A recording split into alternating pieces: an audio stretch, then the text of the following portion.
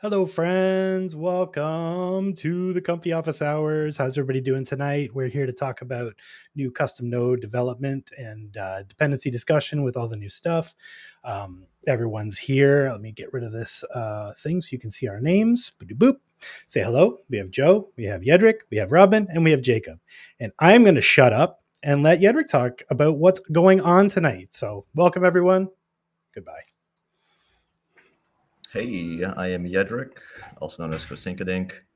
Um, we're gonna be talking about just the V3 effort, why we're doing it, and just the full scope of the thing.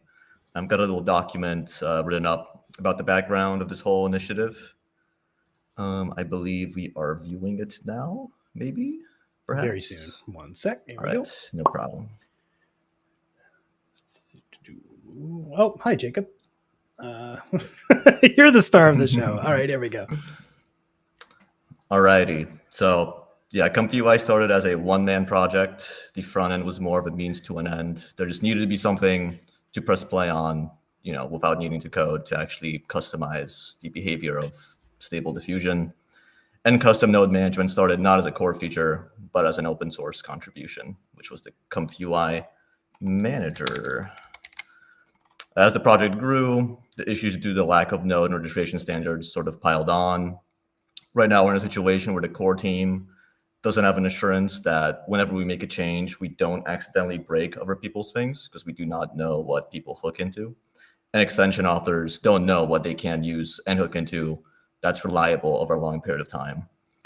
There was a long span of ComfyUI's history where the front-end code didn't really change much, but that was not like a purposeful decision. That was just the fact the front-end code wasn't being developed at all. And a lot of those cases where things didn't change were being taken by the community as things that can be trusted to work for a long time. As part of this effort, we also broke down all the causes of the dependency issues that kind of plague ComfyUI. One big one that doesn't require a custom node to have any explicit dependencies would be core install dependencies, such as the PyTorch version, or any of the dependencies that are in ComfyUI's requirements.txt. There are resource dependencies where nodes may depend on certain model files existing or some certain text files of configurations. If the custom node code didn't properly account for proxies or regions, then downloads will fail, leaving the user kind of helpless. There are core ComfyUI dependencies causing issues where node packs are importing ComfyUI code. And because there is no centralized API for what can be imported, if ComfyUI updates and we want to add some new feature, we can inadvertently break some custom nodes without even knowing that someone depends on that code. There's front-end dependencies where node packs that have a web.js folder or a web directory declared, they have a custom JavaScript running alongside their node. This breaks whenever there is pretty much any front-end change that touches any of the JavaScript code. And this, like I mentioned earlier, really has a lot to do with the early work on the front end and, the not being developed early on in terms of changes so that people took a lot of the code base to be like, oh, this never changes, therefore this is the API, which was not the case. There are some auxiliary Python dependencies where those are nodes that declare their own requirements at TXTs, but they may not do any sort of like wrappers, callbacks, or monkey patching into core. Other node packs can impact these if they perform monkey patching of their own that these node packs have no idea about. They could have requirements at TXT that require particular operating systems to be present, like Triton dependencies. And there could be special dependencies like in the requirements.txt that, for example, point to a Git URL to get a version of a pip package. That will obviously break a lot of nodes if it overrides existing dependencies declared by another. And of course, there are also the coupled Python dependencies, which many of the nodes are the most powerful. Do a lot, like adding callbacks, wrappers, hooking into the model patcher. Many times, having to do some sort of monkey patching to actually get the actual results they need. And these can, of course, break for the same reasons as general Python dependencies, where if ComfyUI updates, they'll break. Another notepad could be having its own monkey patching that doesn't properly move all the values through, so the monkey patch will break, and having the OS related issues as well. So now that we kind of know the scope of what we've identified as the issues in ComfyUI, I'll hand it off to Jacob to talk about the actual plan we are implementing. Cool. Hi, everyone. I'm Jacob Siegel, also Gull on Discord and GitHub. So we put out the survey ahead of time to get questions. And a lot of the questions that we got were around kind of, is this included in V3? So we decided we're just going to kind of go through the whole V3 roadmap as it exists today. Obviously not going to be able to go into super deep detail, but hopefully kind of cover the breadth and answer a lot of those questions about what's included. Something else I'll call out is we're going to try not to kind of drop this all at once. The plan is to kind of roll out these features as quickly as we can while still maintaining stability and making sure we break things as rarely as possible. Some other disclaimers, some of these are further along than others. Some of these we are just about ready to make PRs for. Some others we have just some simple proof of concept, and some are just ideas. So things may change over time. We also aren't set in stone. We definitely want the feedback, especially from custom node authors on all of this. If there's something you do like or don't like, definitely let us know. So for the roadmap, so the first item is asynchronous nodes. So this one is fairly far along. The plan is to get it in as soon as we can after the subgraph is merged. And basically what this adds support for is multiple nodes running at once for file system and web operations. So this will especially help with things like API nodes, but custom nodes will be able to use it as well.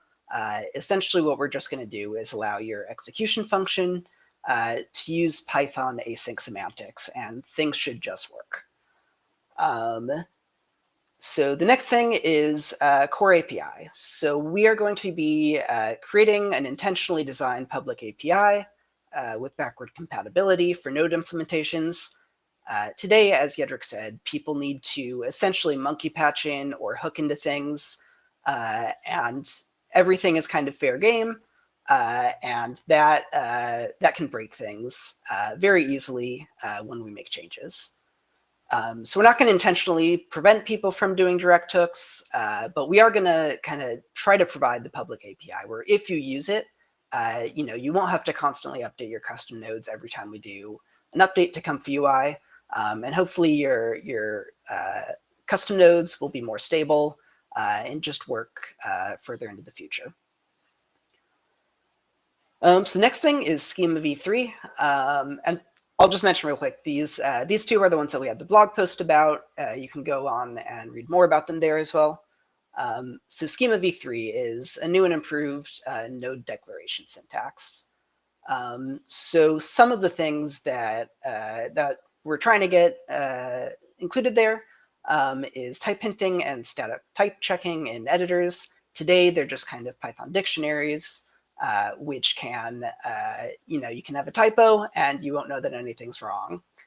We're also trying to make things more extendable, where there are a bunch of other features I'm going to talk about that would be fairly difficult to put into the current syntax. So we're trying to create room for growth for ComfyUI going into the future. So on that note, one of the most requested things is dynamic input and output support. So there are particularly 3 cases that we think cover the majority of dynamic input output support. So there's support for kind of between 0 and n inputs of a particular type. So recently we added a stitch node that puts together multiple images for use with the Flex context. And today you kind of have to string multiple of those together to do more than 2 images. This is the sort of thing where you'd be able to just keep adding images and it would just work. The next one is support for changing the available inputs based on a dropdown. So a good example of this today is like the VHS nodes, where based on the file type you select, you get different options. And then last is support for templated types. So there might be a switch node where connecting one image input changes both the other input and the output to image. And that's just to prevent people from accidentally connecting incompatible types and just keep things type safe on the front end like they are with the default nodes today. We're still going to let custom front end extensions do more complicated cases, but the goal is to at least start out with these three supported entirely with the Python backend. We may add support for other cases if we find that there are more with support in the backend in the future. The next item is node deprecation support. So sometimes we deprecate core nodes, and then there are also custom nodes and entire custom node packs that will get deprecated. So our goal is to make an easy way to point people towards what they should be using instead of the old stuff. So the next thing is front-end API. So this is similar to the core API, but for the ComfyUI front end. So today, a lot of nodes hook into things directly, and they can step on top of each other.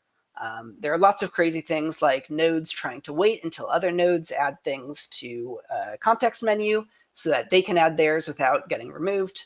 And we're going to try to provide explicit extension points for that sort of stuff, both so that the nodes custom extensions play nice together, and also so they don't break when we update the core ComfyUI. The next large item is our front-end view revamp. So our goal is to revamp nodes to use Vue for widgets rather than Canvas implementation. And that should make it much easier for people to create custom widgets and for them to play well. Again, both with our nodes, for example, having intrinsics or primitives work with custom widgets, and also just make it easier for nodes to not step on top of each other. So our goal is also to allow custom nodes to define Vue widgets and then specify those widgets from Python without manually hooking the node creation on the front end. I see Neon Lightning asking what's Vue. It's a web framework that essentially makes it easy to develop widgets and UI for web. So we're going to do what we can to avoid breaking existing customizations, but the goal is really to kind of improve things moving forwards as well. Next thing is preview outputs. We want to add a way to inspect essentially any output, which can be meaningfully visualized. So today, when your graph isn't working, you may have to kind of drag out a preview node and run it again, which can take time. So we want to make it as easy as possible to kind of view arbitrary outputs after the fact. And then we also want to let custom nodes register their own visualizations for types. Next thing is dynamic widgets. So we want to be able to show and update widgets during execution from Python. So some examples of that are streaming LLM text or showing a live graph during training. So today, people kind of have to create their own WebSocket messages and then handle those on both sides. We want to make it easy where you can essentially update the state from Python, and that just feeds through to the Vue widgets. And then another big one is custom node process isolation. So this is what we're hoping will help solve a lot of the issues around node dependency issues. And essentially what we want to do is run each custom node pack in its own Python process. So that allows different node packs to use different versions of Python libraries, except for Torch. And by using the same version of Torch, we can make sure that, that rather than kind of passing large tensors or models around, we can make use of the Torch multiprocessing library that allows us to do it through shared memory a lot more efficiently. All inter-process communication should be handled for you as long as you use the public API. So it isn't something where custom nodes should really have to change as long as they're using the new public API and the new v3 schema. And then this also opens the door for true parallel execution in the future, where the asynchronous stuff I talked about before is kind of just for file system and networking things, where Python already has async support. But this potentially allows us to do things other than that at the same time, and maybe in the future across multiple machines. Custom endpoints API is another thing. Today, a lot of people, custom nodes, hook into the web server to add their own endpoints. We want to make that easy and have an official way to do that. Again, that won't break when we update ComfyUI. One I've seen a decent amount of discussion about on the Discord recently is an improved workflow save format. So number one, we want to make it easier to convert from a save workflow to the API format, which is very difficult today. This makes it a lot easier to have alternative front ends or use ComfyUI essentially as a backend for your own tooling. Some other goals with the workflow save format are to make it easier to import models by, in addition to including the model name, which may be different for different people who save it, including a hash of the model, and then potentially optionally including source URLs, or even embedding entire models within the workflow.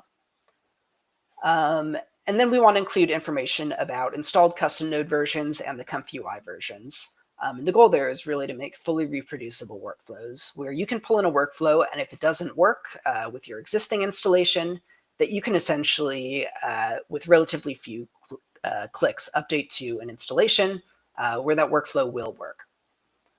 And then related to that is custom node rollback and environment repair. Today, it's fairly easy to essentially brick your installation by installing multiple custom nodes that have conflicting dependencies. And depending on the order in which you install them, it can cause issues. So the process isolation will hopefully solve some of that. And then the goal is to solve the rest of that with kind of an embedded way to roll back to a previous version that was known to work. And that's essentially the high-level overview of this. I've only tangentially been watching chat, so I'll have to look through, or if someone else wants to call out if there were questions. Yeah, for sure. Let's slide over to the Q&A view. Boo-ba-doo-boo-boo. All right. So, Jovix asked, is the isolation going to be in a shared place, or are you going to end up loading all the extensions using their own versions of Python packages? Yeah, that's a great question. So our plan is to use the UV Python package manager, which basically uses symlinks to make sure that if multiple versions use the same version of the library, it's not going to be copied on your system. Awesome. This is an out of left field question, but when are we getting timelines with sequences and videos? When? I guess I wanted to. Yeah, this one's not in the It's not timeline, on but the agenda for tonight. But yeah, I do work with Austin Mraz on VHS. It's mostly him doing all the development work now. Shout out to Austin. And yeah, we are in desperate need of having more efficient ways of dealing with video. We recently added the video input/output type on our work on the API nodes. We will probably leverage that to kind of handle more video things going forward. So it's not technically in the timeline, but it'll get there. Yeah. Well, I mean, all this async stuff, the parallel processing, that all pushes us towards a future where this kind of thing is possible. But right now, the way Comfy works, it's not really the way it works. This new user named Yoland is wondering what dependencies are. Maybe we should cover that just real quickly for anyone who doesn't really understand what we're talking about. Yeah, Basically, Yoland, yeah. Feel free to DM me. I can send you a couple Python tutorials. It's hard for junior devs out there right now, so I understand. But yeah, just to answer your question, or for anyone else who doesn't know what we're talking about, all of the custom nodes have different dependencies, which are software platforms they all run on, and they're all kind of like a house of cards. And one of the main problems with Comfy, as anyone who's used it a bit knows, one dependency can knock out another one and break your house of cards, and then your Comfy doesn't work. So that's what the push is here to fix, basically. So did we have questions from the sheet? Because the chat is quiet tonight. Everyone's quiet. Who's got the sheet? Joe, do you have the sheet? Do you have the sheet, Joe? Yeah, I just got another question from other channels. It's a general question from a node dev. How will this new node standard affect the custom node register process on registry or manager? Like, will you guys review if the nodes actually follow the new standards, or like, will you mark or tag those nodes?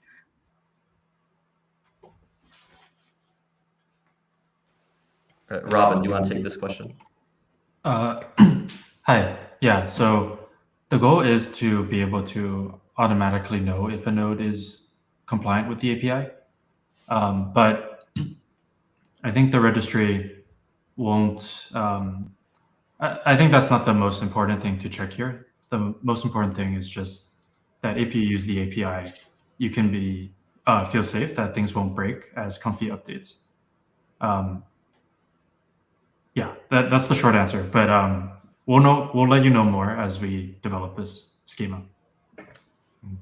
Yeah, there will be ways for nodes to actually report like what versions of ComfyUI they're compatible with. So the ComfyUI manager will be able to make more intelligent decisions. So if you press update all, we'll live in a world where you don't have to worry about that being a brick my Comfy install button. So we can look forward to that. That would be amazing. Thank you. Andre says they brick one Comfy per day. Yeah, it's pretty good. Another question from the forum. It says, I am the author of the lamp paint node. I am mostly concerned about whether ComfyUI will still support custom modifications to core nodes like case samplers. Yes, it will continue supporting that. Our goal will be to have as many nodes as possible become isolated, but there are some that currently would be tricky to do so. For example, if they patch the model patcher, we will still allow that, which is why on our roadmap we still will consider the possibility that your ComfyUI could break, but we will provide some sort of way for you to roll back to a previous working state. Because I can relate to the frustration of you updating nodes and it's like, hey, 3 minutes ago, everything worked. Now I just pressed the update button, it broke. I don't want to force myself to spend the next 30 minutes to 2 hours trying to fix everything. So having that be automated for you would be great. Yeah, one other thing I'll add is that the rollout of kind of the V3 API and the explicit API will probably be gradual, where we will probably have a fairly small one and nodes will just keep working like they do today. But there are some things like sending progress updates to the UI that are a little bit hacky right now, where you need to basically import a global and call it. And so we'll kind of start out with making those things much easier, and over time add more and more to the public API. And so the ideal future is eventually we do allow explicit ways to hook a sampler and that sort of things. But that's probably further down the road, and you should continue to be able to do exactly what you do now. It just means that kind of similar today, when we update ComfyUI, there's a chance that you're going to have to update the custom node because we added a new argument or something like that. And that will essentially continue as it is today until we do get in those API calls. And since there'll be extra metadata to declare custom node compatibility, that will get a little smoother because the node author can publish a new version that says, hey, I'm compatible with this. So you won't accidentally pull a version of the node that is expecting a newer version of ComfyUI than you have.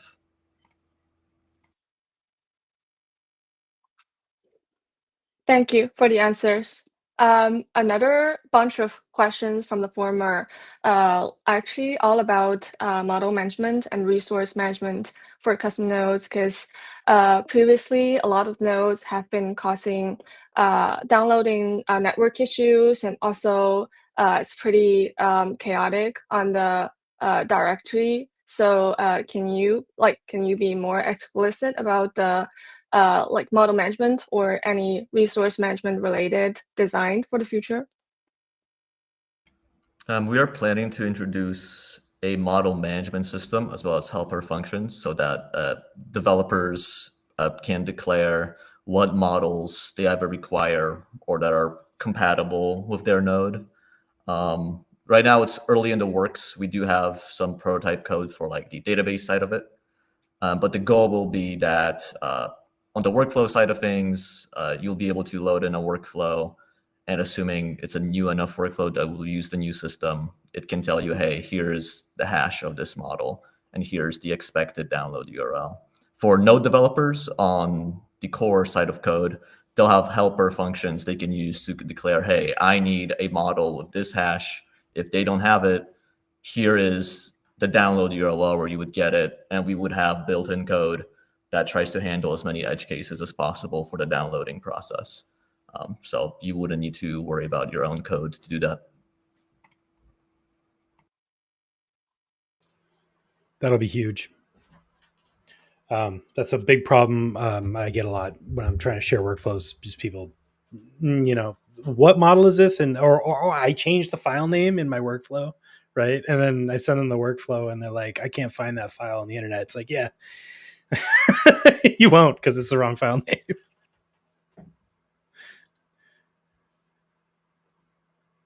Pookie says it's the Hollywood Squares of ComfyUI. It's pretty accurate. Yeah. Another question from the forum is that how will be the impact for front-end custom nodes? Like, will you have like more standards, or will you ask custom nodes to make changes to the design of the UI side of things?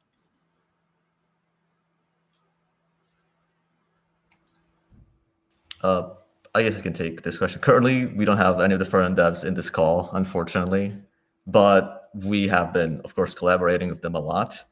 Part of this effort will be figuring out what sort of things are front-end nodes doing that we would want to facilitate in a way that doesn't, if you update ComfyUI, then those things will be guaranteed to keep on working. Yes, there'll be a lot of APIs there added where things that right now could be just kind of, I guess, JavaScript alchemy to do, it would become a lot more standardized, because that is a big dependency issue. We had someone on the team do an estimate that maybe 80% of dependency issues are front-end related. Could be an overestimate. I am not sure, but it's definitely not minuscule. So we want to tackle that.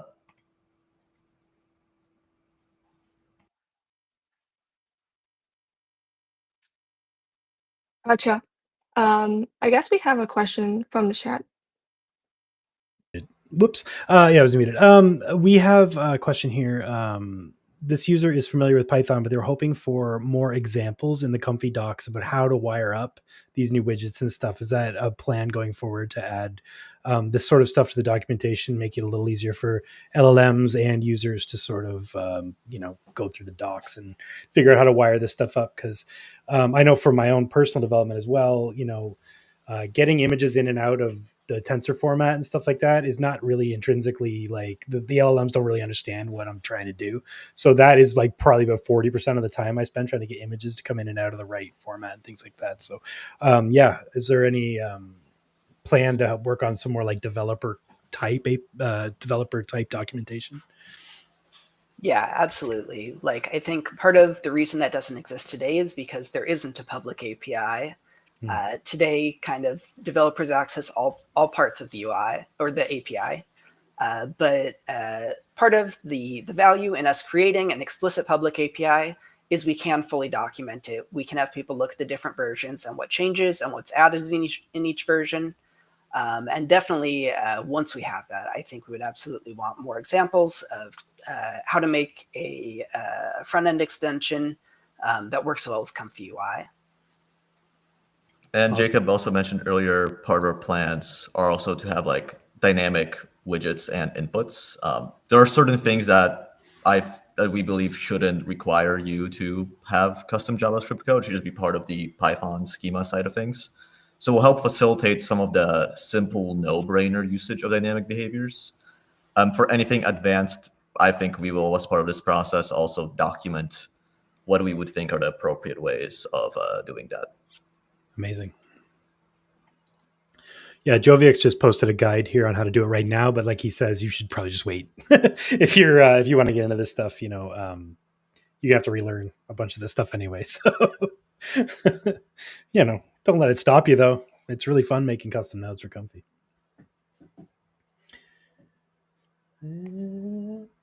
Yeah, posted another question from the forum. Like 2 or 3 people ask it, what will be affected for cloud deployment or Docker deployment after V3, especially for those who are planning to do future large-scale deployment on cloud? Yeah, so overall, I think the biggest thing that will change will just be that things don't break as frequently, and that you can update to new versions without custom nodes you have installed breaking, and without your workflows breaking as frequently. There isn't any part of V3 that should make it harder, for sure, to do a Docker deployment or anything like that. Everything we're doing is trying to make that easier and more maintainable. Awesome.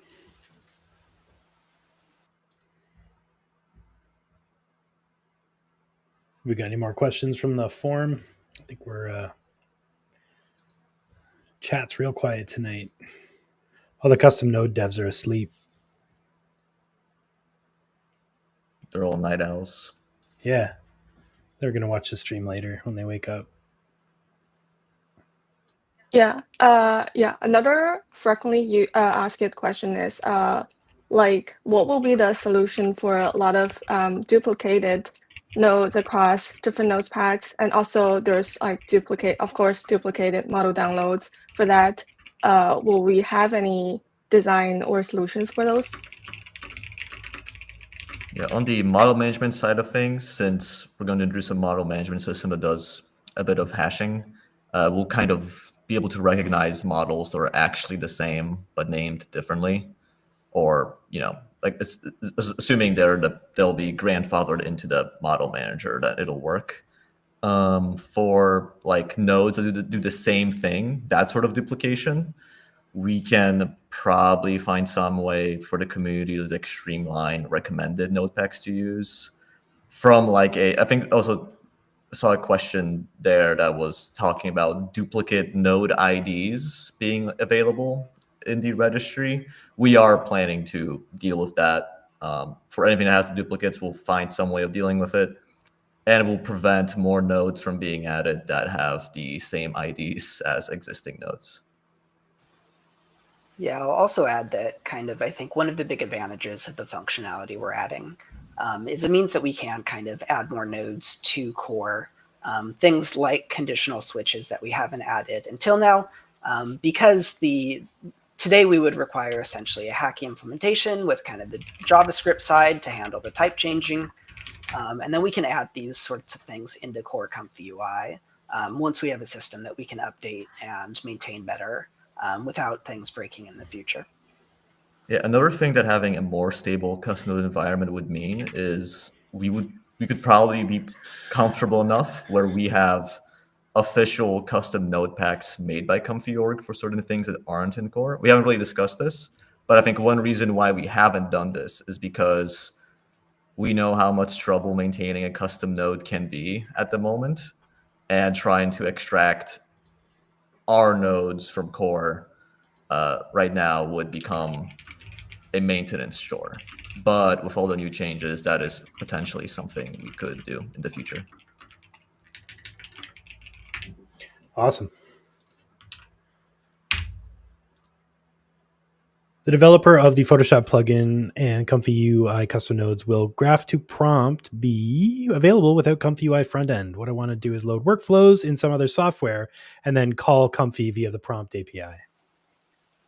Yeah, and that's part of the workflow revamp that I had talked about a little bit, where we want to update the workflow save format so that as much as possible, the goal is essentially for that format to be a JSON, and we'll have one field in there that's something like API, and that will just be exactly the sort of thing that you can just submit directly to the prompt API in order to actually run things. That both has the benefits of making it easier for automated tools to kind of use workflows that were created by humans, and then also potentially lets us load into the ComfyUI front end workflows that generated images through other automated tools. And maybe because we don't have the front end information, all the nodes start stacked on top of one another. But that sort of stuff we can solve with kind of auto layout sort of functionality. But the goal is to really try to unify the API format that's submitted to the backend and the workflow format that's actually saved as much as possible. Blake just popped in here. Hello, Blake. Hello. I heard there was no front-end devs available, so hi. Thank you for joining. That's right. If there is an interest in getting graph to prompt available and what's actually being processed there, that is something we could probably make happen. It's a fairly simple function though, and replicating it in your plugin should not be too difficult. Laugao asks, is it possible to add management of the front end display of unofficial custom nodes, for example, the menu bar and right click options? Or is that something you're thinking about going forward for V3? Menu bar is in, yeah, asking the question is not going to help too much. There's sidebar available, so you can add sidebar extensions on right now. The right click menu options is currently done via a not great system.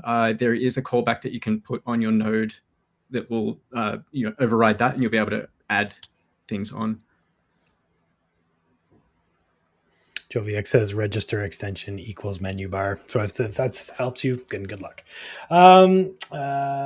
Yes, we had another question here from the thing, but it's very long, so I'm going to pop it in at a few.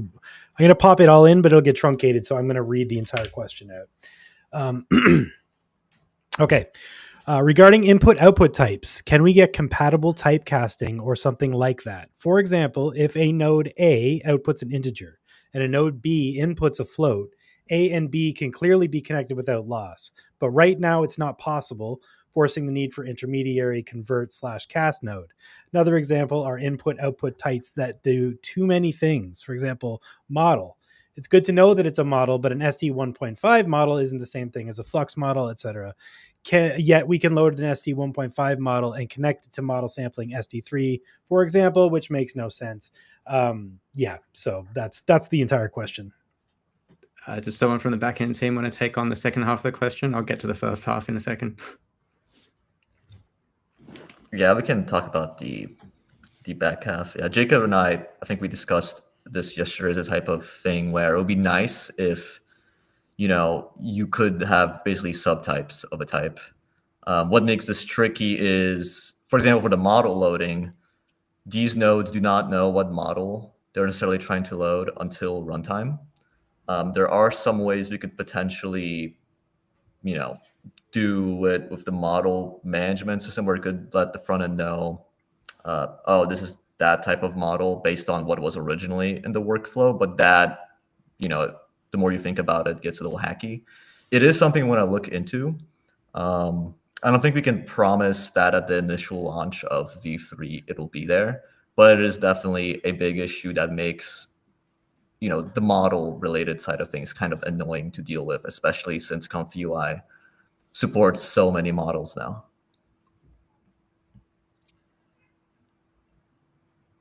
For Awesome. float and integer, though, that we could probably do something with that, but for model, that'll be a bit more tricky.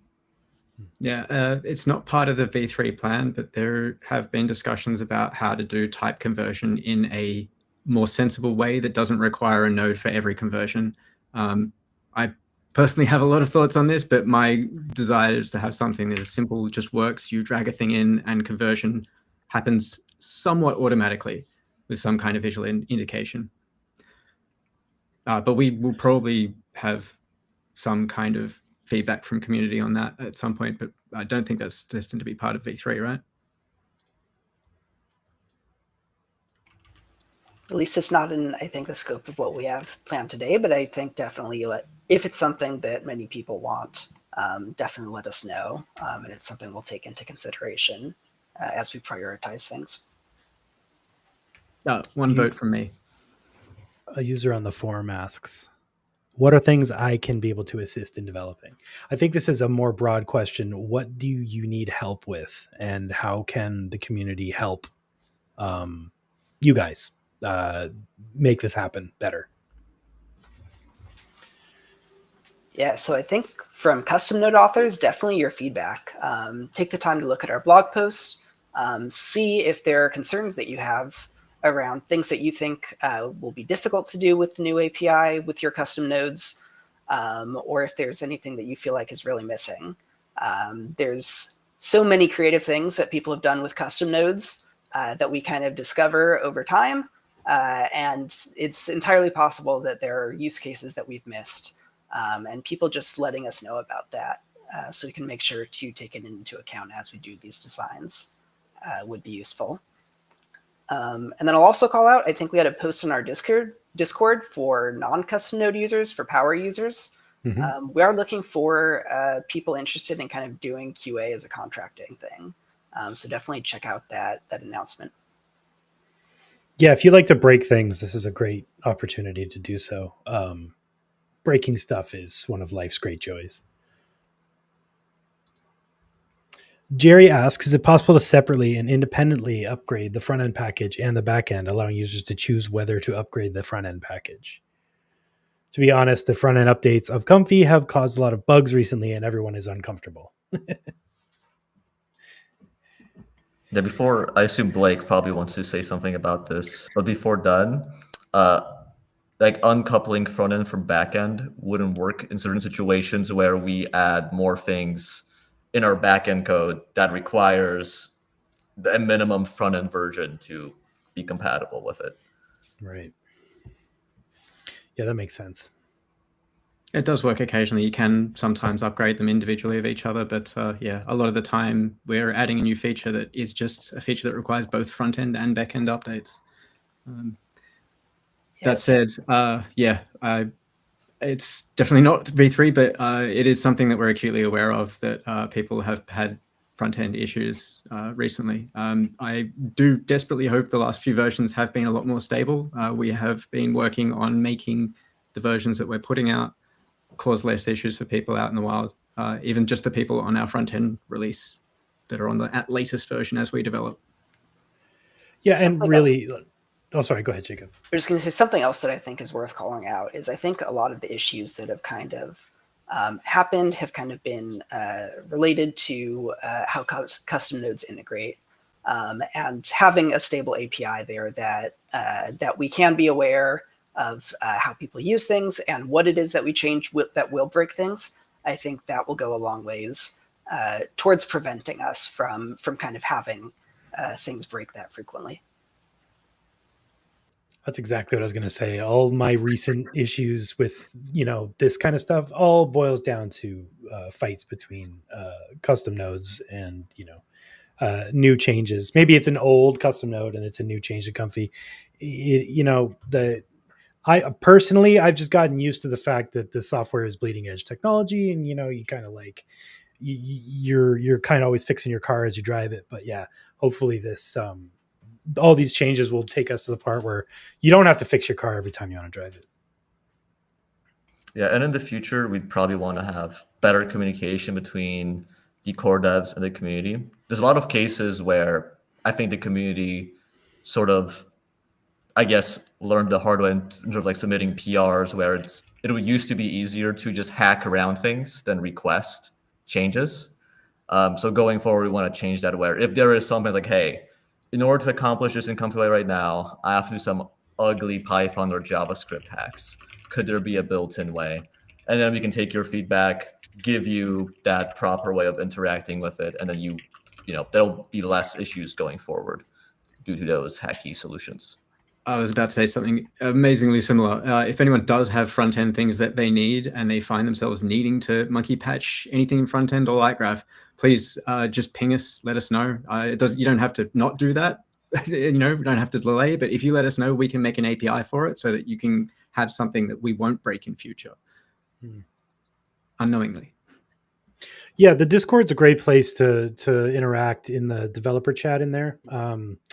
If you are developing nodes and you're not hanging out there, I would definitely, pop in there and chat. The developer's very friendly. And if you're running into issues, somebody else is probably running into the issue too. So yeah, that's a great resource and a great place to connect with other authors who have probably been through the thing you're dealing with right now.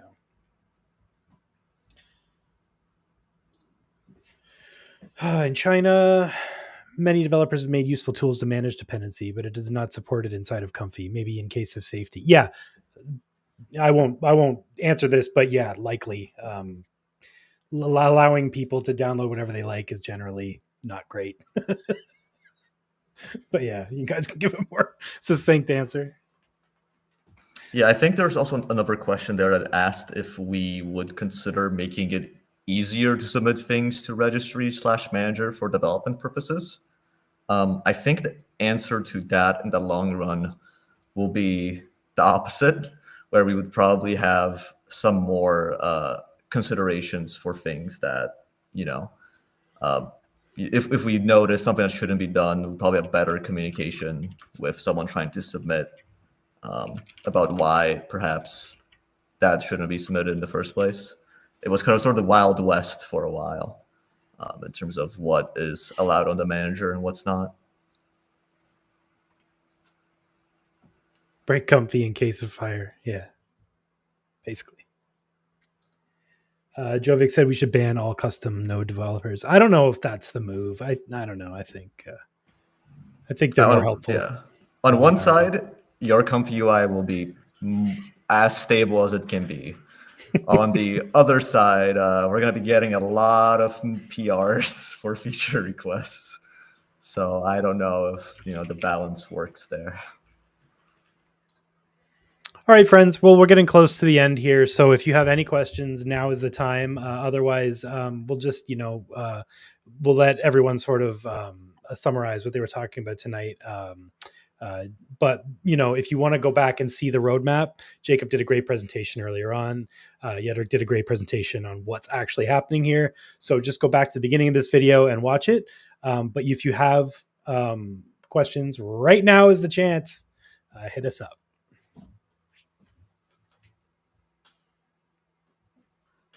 All right.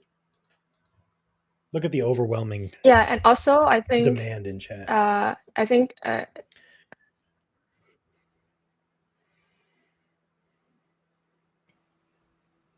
think we may have lost Joe. I think we lost you, Joe. Yeah, she'll be back. She'll be back.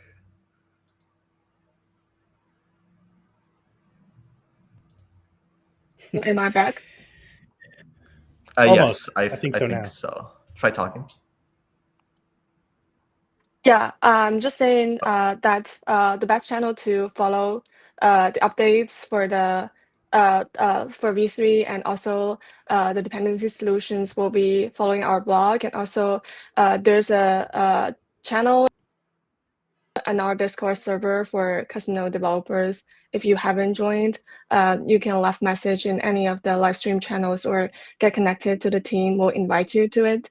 And specifically for Chinese devs and users, or like devs in other languages, if you have trouble following those English materials or live stream, feel free to recap this through the video recordings, or also submitting questions in in a Discord server, and we'll help tackle that. And moderators like I will help convey your questions to the exact channel. Right on. I did have one more question. If separating node packs into processes causes a huge performance drawback, are you still considering this?